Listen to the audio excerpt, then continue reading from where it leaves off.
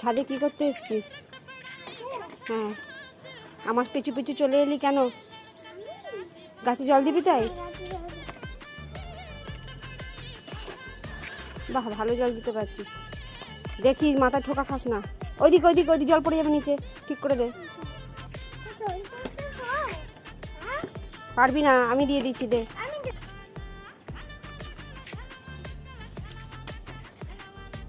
দিচ্ছিস? দে, গরমে জল, গাছগুলো যেন কষ্ট পাচ্ছিল,